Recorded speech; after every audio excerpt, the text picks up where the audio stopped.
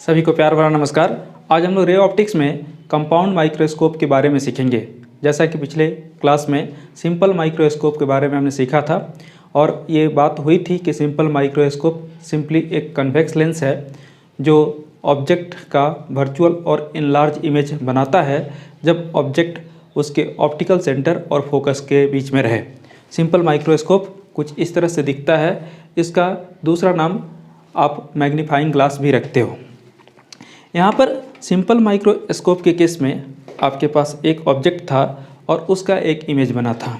यहाँ पर सिंपल और कंपाउंड में डिफरेंस समझना है तो आप जूनियर क्लासेस से सिंपल इंटरेस्ट और कंपाउंड इंटरेस्ट का डिफरेंस समझ लीजिए। सिंपल इंटरेस्ट में होता क्या था? सिंपल इंटरेस्ट में एक प्रिंसिपल होता था, उस पर इंटरेस्ट मिलता था। जबकि कंपाउंड इंटरेस्ट में क्या होता है?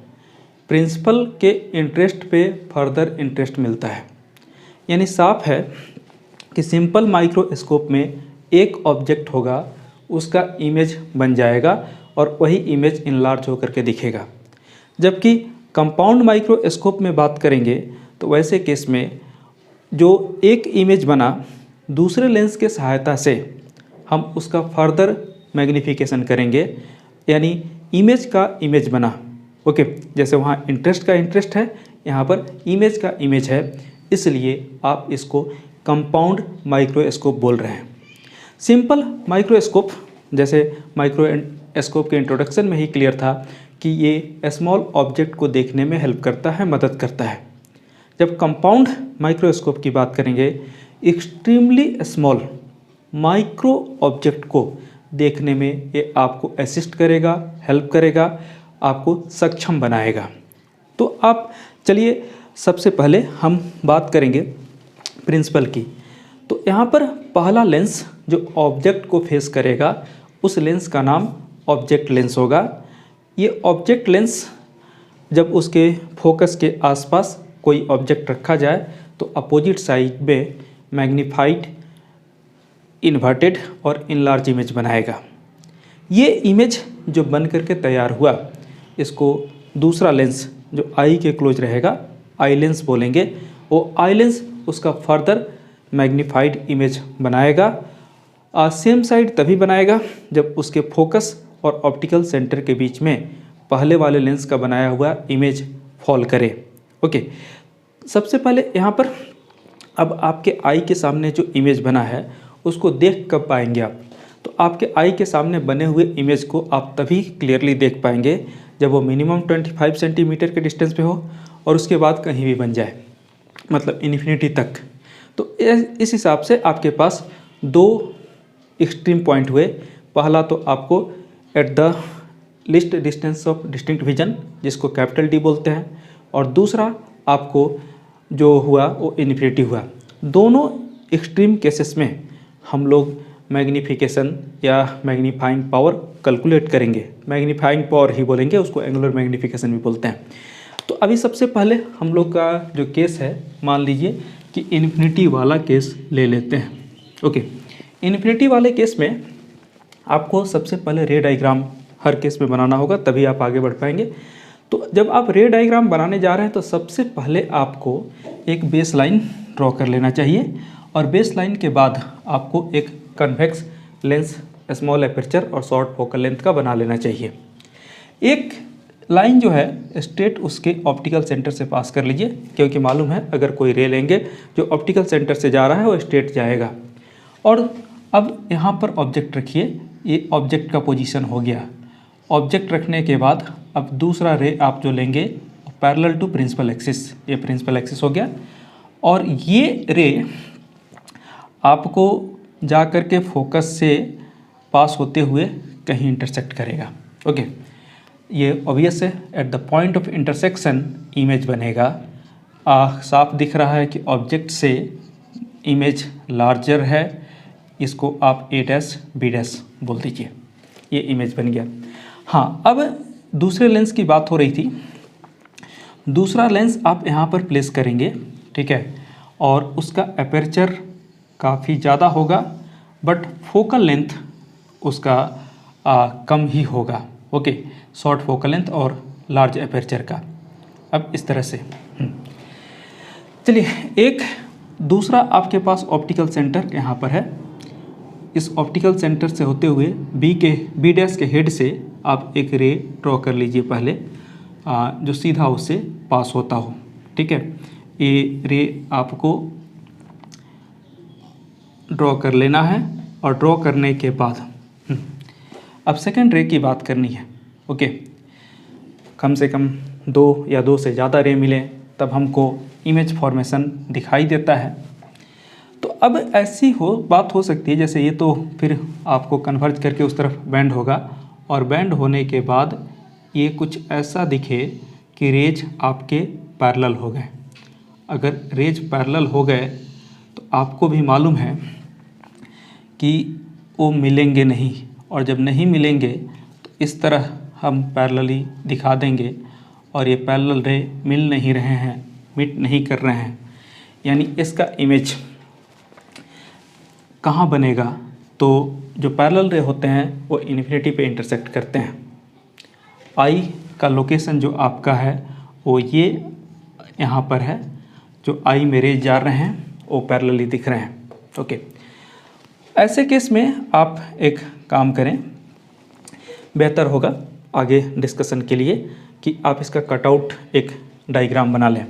अच्छा, एक और बात डिस्कस करना था, कई बार क्वेश्चन में ये देता है कि कौन सा लेंस आप यूज करेंगे। ओके, ऑब्जेक्ट लेंस के लिए, और कौन सा लेंस यूज करेंगे आई लेंस के लिए। जैसे ये तो है आपका ऑब्जेक्ट लेंस, ओके, और ये आपके पास eye lens. Okay, eye lens, तो आई लेंस और ऑब्जेक्ट लेंस के लिए इस तरह से क्वेश्चन में कुछ पेयरिंग दिया रहेगा, L1, L2, L3, L4। Criteria की बात मैंने की, क्राइटेरिया आप बेसिकली वही चूज करेंगे। इस लेंस के लिए शॉर्ट फोकल लेंथ और स्मॉल एपर्चर की बात होगी। ये जो पॉइंट है इसका फोकस पॉइंट है। ओके, तो अब इसमें से आप देख लीजिए कि कौन सा ऐसा लेंस है जिसका फोकल लेंथ शॉर्ट है और एपर्चर कम है। मुझे L1 दिखाई देता है। ओके, फोकल लेंथ कम मतलब ओके, पावर ज़्यादा। आप बोल सकते हैं कि फोकल लेंथ कम तो इसका भी है, आप ये भी ले सकते हैं L3। ओके, आपके लिए ऑप्शन L3 भी हो सकता है, यानी बेटर है L3, फोकल लेंथ कम है, एपर्चर भी कम है, L3 को एज ए ऑब्जेक्ट लेंस ले लिया। ओके, और अब बात आएगी आपको कि आईपीस के लिए किसको चूज करें। तो ऑब्वियस है कि इस केस में भी हमको शॉर्ट फोकल लेंथ चाहिए और लार्ज एपर्चर चाहिए। तो large aperture short focal length तो आपको ये मिला, इसमें थोड़ा बहुत इधर उधर हो सकता था, तो ये 5 सेंटीमीटर। अगर सपोज कीजिए कि हमको यहाँ पर ये थोड़ा सा 8 सेंटीमीटर और ये होता, तो ऐसे केस में हम चूज करते लार्ज एपर्चर के कारण इसको। ओके, तो हमारे पास एक लेंस L3 जो है वो ऑब्जेक्ट लेंस जैसा है क्योंकि उसका एपर्चर स्मॉल है, और L1 जो है वो आई लेंस जैसा बिहेव करता है। ओके, यहाँ पर देख लेना है आपको। अच्छा, पावर के टर्म में बात करेंगे तो फोकल लेंथ का जस्ट इन्वर्स होता है पावर, स्मॉल फोकल लेंथ मतलब लार्ज पावर। ओके, तो यहाँ से चूज कर सकते हैं, ये चॉइस के लिए आपके पास। अब मैं बता रहा था कि आपको यहाँ पर डायग्राम थोड़े ड्रॉ करने होंगे। तो डायग्राम ड्रॉ करने में मैं बोल रहा हूँ यहाँ पर आप मार्क कर लें O। ठीक है, इसके सामने ये जो था ऑप्टिकल सेंटर उसको आप मार्क कर लें क्या, O डैश। हाँ, अभी ये जो A डैश B डैश था उसको आप यहाँ रख लीजिए और उसके हेड से होते हुए एक रे आगे बढ़ा लीजिए। ओके, ये आपके पास A dash B dash. Okay, अभी ये जो आई का पोजीशन था जैसा मार्क किया हुआ है यहाँ पर, है ना, ये एंगल बीटा मानिए। अब यहाँ पर बीटा मानने से आपके क्या होगा उसकी बात भी हम कर लेते हैं। ऐसे केस में बीटा अगर स्मॉल हो, हम लोग यहाँ पर बात एपरेचर की करें तो एपरेचर बहुत ही ज़्यादा लार्ज नहीं है। ऐसे केस में फॉर नॉर्मल व्यू की बात करें, आई में रे जाने के लिए बात करें तो अल्फ़ा और बीटा, यहाँ पर बीटा दिख रहा है, यानी बीटा जो होगा स्मॉल होगा, और बीटा स्मॉल होगा तो फ्रॉम डायग्राम आप लिख सकते हैं beta is nearly equal to आपके पास tan बीटा। ओके, और वो होगा कितना? तो इस डायग्राम में आपको साफ दिख रहा है, क्या दिख रहा है कि ये tan बीटा के लिए आप यहाँ a dash b dash by A B sorry O A dash लिखेंगे, O dash A dash. Okay, अच्छा अभी ऑब्जेक्ट को लेकर के आना है। इस ऑब्जेक्ट को एक काम कीजिए, आप N M is equal to A B मान लीजिए जो ऑब्जेक्ट का हाइट है, और उस ऑब्जेक्ट को इस लोकेशन पे ला कर रखते हैं। ये ऑब्जेक्ट आपका जो वहाँ दिख रहा था, चलिए इसको n और m बोल दिए। यहाँ से हम o डैश तक फिर एक लाइन मिलाएंगे और वहाँ पर फिर आप देखिए i के साइड एक एंगल बनेगा, जिस एंगल को अल्फ़ा बोलेंगे, यानी यहाँ एंगल अल्फ़ा मिला। ऑब्वियस है कि अल्फ़ा भी स्मॉल है, तो वैसे केस में आप tan alpha is equal to, देख लीजिए डायग्राम से, आप क्या लिखेंगे? Basically mn by O dash n लिखेंगे। अच्छा mn तो ab के बराबर है, उसको ab by O dash n लिख लीजिए। ठीक है, वेल अभी आपके पास एक डेफिनेशन जो दिख रहा है उसके हिसाब से एंगुलर मैग्नीफिकेशन या मैग्नीफाइंग पावर की बात करें तो एंगुलर मैग्नीफिकेशन या मैग्नीफाइंग पावर आपको simply m is equal to यहाँ पर बीटा बाय अल्फ़ा होता है। अब बीटा का वैल्यू आप पुट कर लें। बीटा का वैल्यू आप देख रहे होंगे A dash B dash by O dash A dash, और ये अगर डिवाइड करें अल्फ़ा तो ये ऐसा कुछ हो जाएगा O dash n divided by A B. अभी आप इसको ऐसे भी लिख सकते हैं A dash B dash by A B into यहाँ पर O dash n divided by O dash A dash. Well अभी फ्रॉम डायग्राम आप लिख लीजिए, फ्रॉम डायग्राम आपको दिख रहा होगा क्या, दो ट्रायंगल मतलब triangle A dash B dash और ओ सिमिलर हैं ट्रायंगल ए बी ओ के। ऐसे केस में आप A dash B dash by A B अगर लिखते हैं तो ये कितना होगा, तो बेसिकली ये ओ ए डैश बाय ओ ए होगा। हाँ, अभी डिस्टेंसेस की बात करें, ओ से ए तक ये बेसिकली ऑब्जेक्ट डिस्टेंस u, और ओ से ए डैश तक यहाँ डिस्टेंस जो है वो आप वी ओ लिखेंगे। साइन कन्वेंशन आप ले लीजिए, तो साइन कन्वेंशन के अनुसार यहाँ पर ये हो जाएगा V O divided by minus U O. इसको इक्वेशन नंबर 1 मान लीजिए। ठीक है, वेल गुड। अभी नेक्स्ट हम लोग एक काम करें, अगेन अगर आप बात करते हैं ओ डैश एन बाय क्या चीज़, ओ डैश ए डैश, यहाँ पर एक चीज़ देखना है, ओ डैश एन की बात करें, जैसा डेफिनेशन में आपको दिखाई दिया था, ये डिस्टेंस जो है वो कैपिटल डी के बराबर है यहाँ तक। ओके, और आप देखिए इस लेंस के कंपैरिजन में opposite to the incident ray है, इसीलिए इसको माइनस डी लिखेंगे। दूसरे की बात करें, अच्छा ये रे पैरेलल कब हुए रहते? ओके, बेसिकली जब ये आपको एफ ई पे होता तभी तो फोकस से जो रे जाते हैं वो पैरेलल हो जाते हैं, तो पैरेलल हो गए होते। तो उस हिसाब से अगर हम ये डिस्टेंस यहाँ से यहाँ तक की बात करें वो आपके पास एफ ई होगा, और ये डिस्टेंस भी आपको दिख रहा है, डिस्टेंस है तो एफ ई लेकिन होगा negative according to direction of incident ray. चलिए ये आपके पास इक्वेशन नंबर 3, इसको 2 है ना, और उसको 3, ये इक्वेशन नंबर 1। अभी आप क्या लिख सकते हैं, फ्रॉम इक्वेशन 1, 2 एंड 3 आपके पास capital M is equal to, एक तो आ गया V O divided by minus U O, negative आप सामने ले लीजिए, इनटू दोनों का नेगेटिव कट गया, डी और एफ ई का डी बाई एफ ई। चलिए क्वेश्चन नंबर 4 एज्यूम कर लिया। अभी एक और बात होगी, वो बात है आपको ट्यूब लेंथ। ट्यूब लेंथ के लिए है ना L is equal to O O dash लिखेंगे, जो कि VO के मॉडुलस प्लस FE के मॉडुलस के बराबर होगा। अच्छा, अगर लार्ज मैग्नीफिकेशन की बात करें फॉर क्या लार्ज मैग्नीफिकेशन, तो लार्ज मैग्नीफिकेशन के केस में देख लीजिए, अच्छी तरह से देख लीजिए इत्मीनान से, UO जो होगा वो नियरली इक्वल टू FO हो जाएगा। UO जो होगा वो नियरली इक्वल टू FO हो जाएगा, और ऐसे केस में तब L वो नियरली इक्वल टू VO के बराबर हो जाएगा।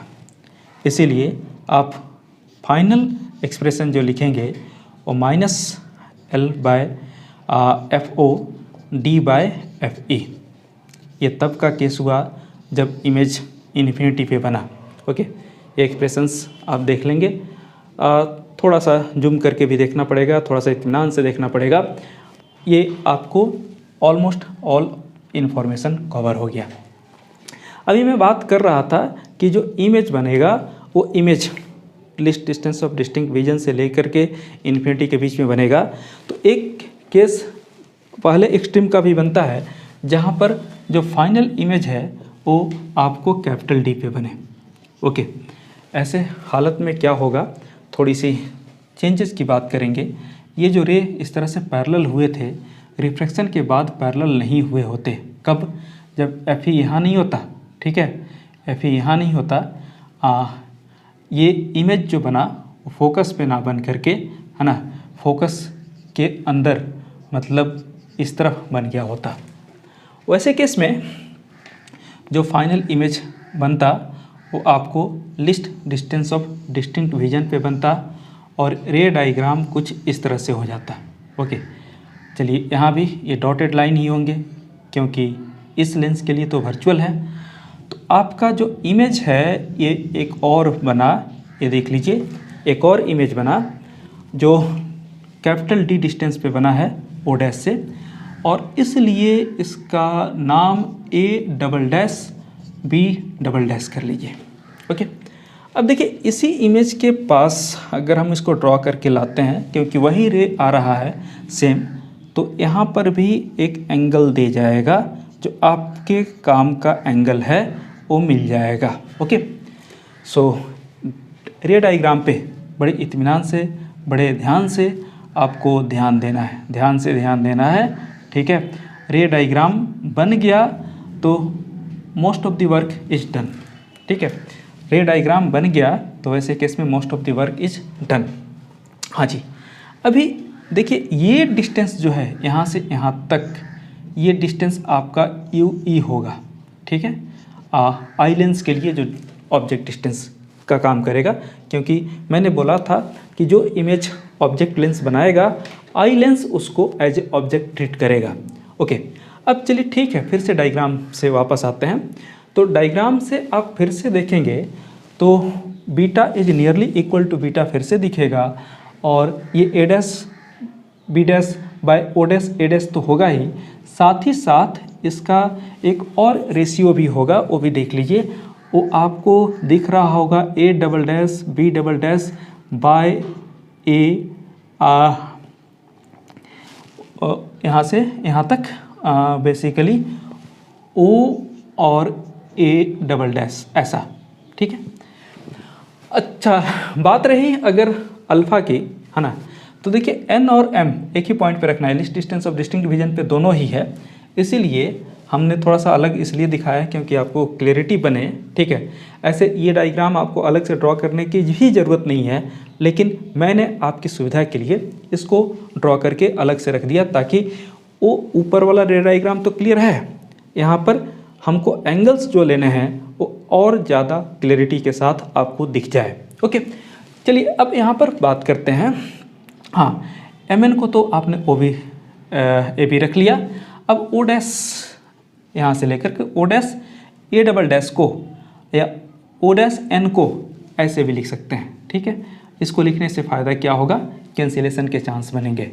अब चलिए बीटा बाय अल्फ़ा अगर करें तो हम a double dash b double dash by o dash a double dash करते हैं और अल्फ़ा का वैल्यू यहाँ से ला करके पुट कीजिए ab और यहाँ से o dash a double dash.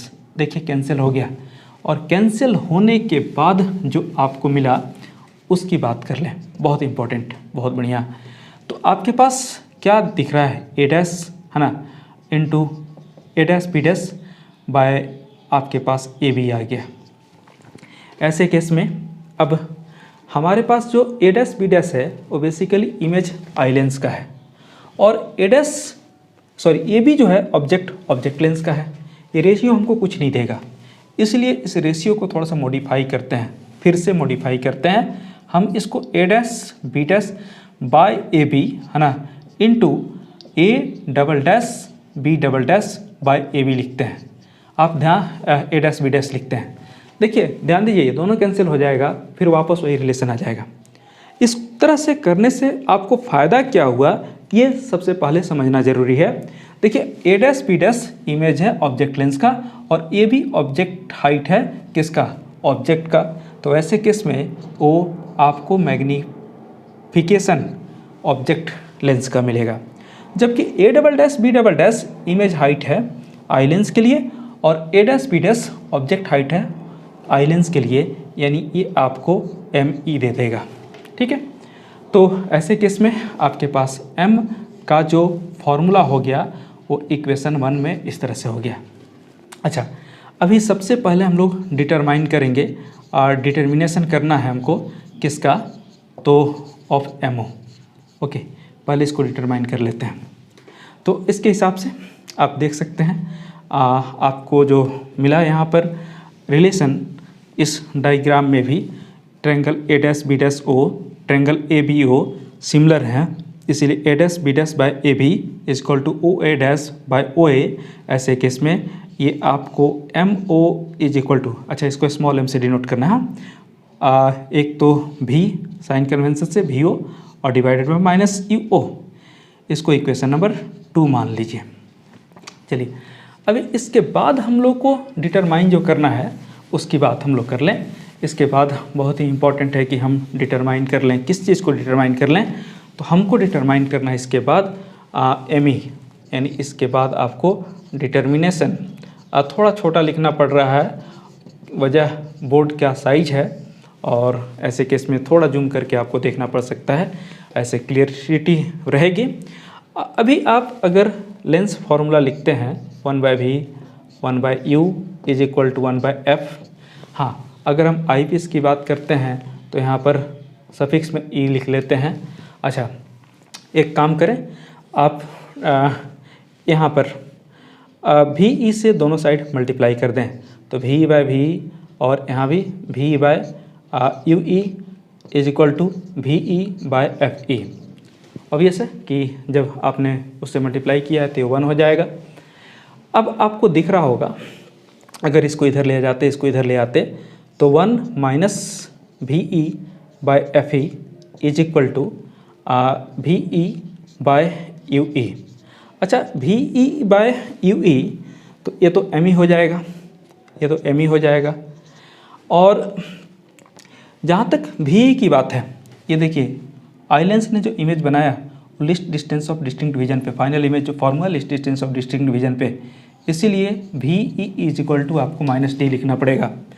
तो वो पुट कर लेते हैं, तो यहाँ 1 माइनस माइनस प्लस क्या हो जाएगा d बाय एफ ई। ये आपको इक्वेशन नंबर 3। कोई नहीं, अब आप एक काम कीजिए, बात कर लीजिए फ्रॉम इक्वेशन 1, 2 एंड 3, तीनों इक्वेशन से। देखिए आपके पास जो m का एक्सप्रेशन आएगा वो क्या होगा, minus V O by U O 1 plus D by F E. Okay, देखिए वो पहले वाले केस से 1 ज़्यादा है ना। अभी ये इक्वेशन नंबर आपका 4 हो गया। ठीक है, वेल बढ़िया। अभी एक और इम्पोर्टेंट बात करेंगे, उसके पहले सारा कुछ आप ध्यान से देख लीजिए, बड़े सहेज करके सहूलियत के साथ आसान डेरिवेशन मैंने आपको शो किया है। सब क्लियरिटी बनाने की कोशिश की है, आपके लिए क्लियरिटी भी ज़्यादा रहेगी। ओके, अब हम लोग फिर से बात करें ट्यूब लेंथ का। तो जो ट्यूब जिसके अंदर दोनों लेंस को फिट करेंगे वो ट्यूब लेंथ बेसिकली कितना होगा, तो आपको यहाँ दिख रहा होगा ट्यूब लेंथ पिछले बार के जैसे है ना। एल जो है वो बेसिकली ओ डैश है, जो कि वी ओ का मैग्नीट्यूड प्लस यू ई का मैग्नीट्यूड इस बार होगा। अच्छा, अब एक और चीज़ यहाँ देख लीजिए, हम बात कर रहे थे for large magnification. Large magnification के केस में आपको एक चीज़ बताया गया कि ये ऑब्जेक्ट इधर से भी तो एफ ओ होगा है ना, एफ ओ के जितने करीब लेके जाइएगा, एफ ओ पे मत लेके जाइए, एफ ओ पे लेके जाइएगा तो इन्फिनिटी पे चला जाएगा। आप एफ ओ के जितने करीब लेकर के जाइएगा ये इमेज उतना उधर शिफ्ट कर जाएगा। और अगर ऐसा हुआ तो वैसे केस में यू ओ को आपको nearly equal to, not equal to, nearly equal to F O के बराबर लेना पड़ेगा। तो देयरफॉर वैसे केस में जो वी ओ होगा है ना, क्योंकि यू ई जितना इमेज इधर शिफ्ट करेगा उसके हिसाब से यू ई नेग्लिजिबल हो जाएगा, तो V O is equal to आपका एल हो जाएगा। इसीलिए आपका फाइनल एक्सप्रेशन जो होगा माइनस है ना क्या, L by F O 1 plus D by F E, याद रखेंगे एक्सप्रेशन। अच्छा, फाइनल जो क्या है मैग्नीफाइंग पावर है वो नेगेटिव है, यानी जो फाइनल इमेज है वो इन्वर्टेड होगा। अब इस ऑब्जेक्ट के रिस्पेक्ट में अगर बात करें तो ये इमेज रियल है। ओके, ऑब्जेक्ट के रिस्पेक्ट में बात करें तो ये इमेज रियल है, रियल इमेज देगा। हाँ, इस इमेज के रिस्पेक्ट में अगर बात करेंगे तब तो वो वर्चुअल होगा, क्योंकि सेम साइड फॉर्म हुआ है, जैसा वो इमेज था उसी। लेकिन हमको तो यहाँ पर ऑब्जेक्ट के रिस्पेक्ट में ही बात करनी है। एनसीईआरटी में एक क्वेश्चन है 9.11। अगर ये 9.11 क्वेश्चन को बना लें तो जो भी अब तक पढ़े हैं वो क्लियर हो जाएगा। इस क्वेश्चन को स्क्रीन पे आप पढ़ पा रहे होंगे, जैसा कि एफ ओ की बात कर रहा है वो 2 सेंटीमीटर है, एफ ई की बात कर रहा है 6.25 सेंटीमीटर है, और ट्यूब का लेंथ मतलब ओ से ओ डैश की डिस्टेंस की बात करें तो वो उसमें दिया हुआ है कितना, 15 सेंटीमीटर। आपको दो चीज़ें फाइंड करनी है कि ऑब्जेक्ट कहाँ रखें और मैग्नीफाइंग पावर क्या होगा। ओके, और इसके लिए भी दो केस दे रहा है। ओके, एक केस जब फाइनल इमेज डी पे बन रहा है और दूसरा केस जब फाइनल इमेज इन्फिनिटी पे बन रहा है। हम लोग सबसे पहले डी पे जब बन रहा है उसके लिए बात करें तो आप एक काम कीजिए, फॉर आइलेंस से स्टार्ट कीजिए। आइलेंस से स्टार्ट करने का क्या रीज़न है, अगर हमको यू ई मिल जाए ओके तो उसे वी ओ मिल जाएगा, और वी ओ अगर मिल जाए तो उसे यू ओ भी मिल जाएगा। तो अब सबसे पहले यू ई निकालने का कोशिश करें इस सिचुएशन में। तो अगर हमने आई लेंस की बात की तो 1/v minus 1/u is equal to 1/f तो लिखते ही हैं। यहाँ पर आई लेंस के लिए सफिक्स पे e लगा दीजिए।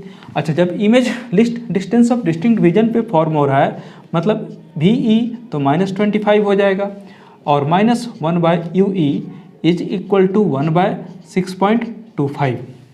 यहाँ से 1/UE क्या लिखेंगे तो आपको -1/25 और ये -1/625। डेसिमल अगर हटाया यहाँ से आपने तो यहाँ 100 हो जाएगा। एलसीएम 625 आ जाएगा, यहाँ पर -25 और यहाँ -100।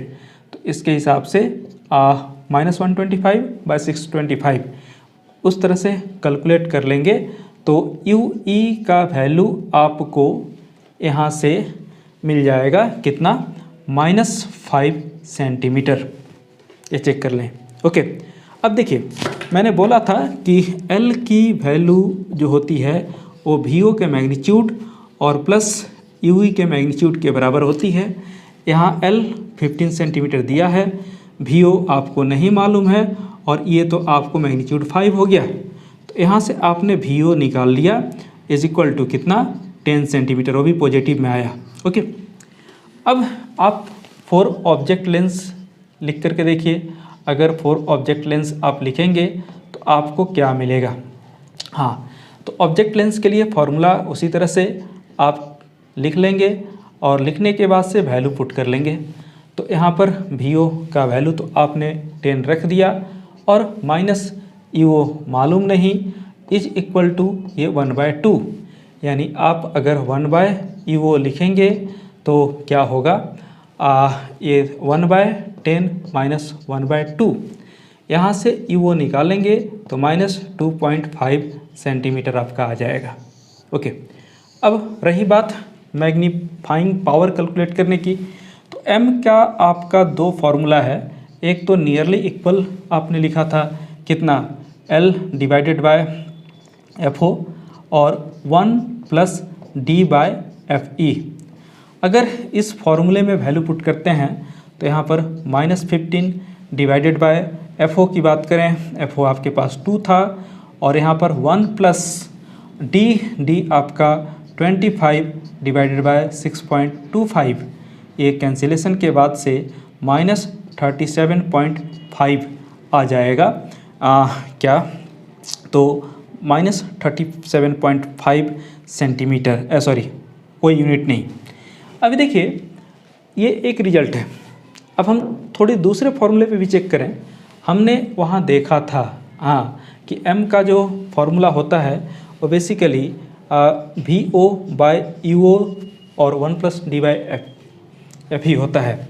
यहाँ पर अगर हम VO की वैल्यू पुट करें 10 और UO का वैल्यू पुट करें -2.5, ओके, इसको सॉल्व कीजिए तो ये -20 आएगा। अब सोच सकते हैं कि इतने का डिफरेंस क्यों, ओके, तो पिछले बार आपने मान के चला था कि ऑब्जेक्ट FO के काफ़ी क्लोज है, और FO के क्लोज होता तो उसको हमको 2 सेंटीमीटर पे रखना पड़ता। यहाँ पर तो ऑब्जेक्ट कहाँ पर 2.5 सेंटीमीटर पे रखा हुआ है। अगर हमको ऑब्जेक्ट डिस्टेंस मिल जाए तो वैसे केस में वो जो फाइनल एक्सप्रेशन आपने स्पेशल कंडीशन में लिया था उस एक्सप्रेशन को मत लीजिएगा, नहीं तो डिफरेंसेस काफ़ी ज़्यादा आ जाएंगे। डिफरेंसेस मैंने दिखा दिया, ऑलमोस्ट डबल के आसपास का डिफरेंस दिखा आपको। तो यहाँ पर थोड़ा सा डिस्टेंस अगर हम चेंज करें ऑब्जेक्ट का तो उससे काफ़ी ज़्यादा चेंज नज़र आएगा फाइनल मैग्नीफाइंग पावर में। अच्छा, अब दूसरे केस में यहाँ पर हमको सब कुछ मिल गया। हमको दूसरे केस में क्या बोल रहा है, जब final image is at infinity, okay. अच्छा, फाइनल इमेज इन्फिनिटी पे तब बनेगा जब आप फोकस पे रखोगे क्या, जो इमेज बनाया ऑब्जेक्ट लेंस ने, उसको इसने जो इमेज बनाया वो फोकस पे चलाएगा। तो वैसे केस में L इज इक्वल टू, आपको मैंने दिखाया भी था कि VO प्लस कितना FE होता है मैग्नीट्यूड में। तो यहाँ तो आपने 15 पुट कर दिया, VO नहीं मालूम, और प्लस उसको पुट कर दिया आपने 6.25। यहाँ से VO माइनस करके देख लीजिए, ये 8.75 सेंटीमीटर पॉजिटिव में आ जाएगा। ओके, अब आपको फिर चेंज करना है फॉर ऑब्जेक्ट लेंस। वापस आइए, वैल्यूज पुट कीजिए और वैल्यूज पुट करके कैलकुलेट कर लीजिए।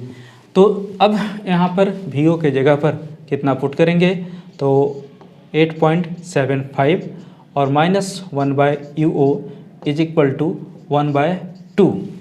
ऐसे सिचुएशन में ये क्या हो जाएगा, 1/UO is equal to 1/2, 1/8.75 -1/2। Okay, अगर इसको हम लोग सॉल्व करें तो सॉल्व करने के बाद UO का वैल्यू जो है वो माइनस में है ना 70 डिवाइडेड बाय 27 आएगा, जो कि -2.59। ये कैलकुलेशन चेक कर लीजिएगा, एक बार चेक कर लीजिएगा ज़रूर। अब इस केस में अगर हम कैलकुलेट करें m, तो फिर से हमारे पास m इज इक्वल टू जो फॉर्मूला होगा उसके हिसाब से -VO/UO और यहाँ पर D/FE, जैसा कि बताया गया था वहाँ 1 गायब हो जाता है। अच्छा, वहाँ 1 गायब होने से 1 का मैग्नीफाइंग पावर में असर नहीं पड़ेगा क्योंकि वो मल्टीप्लिकेशन में है। ओके, तो यहाँ पर ध्यान दीजिएगा।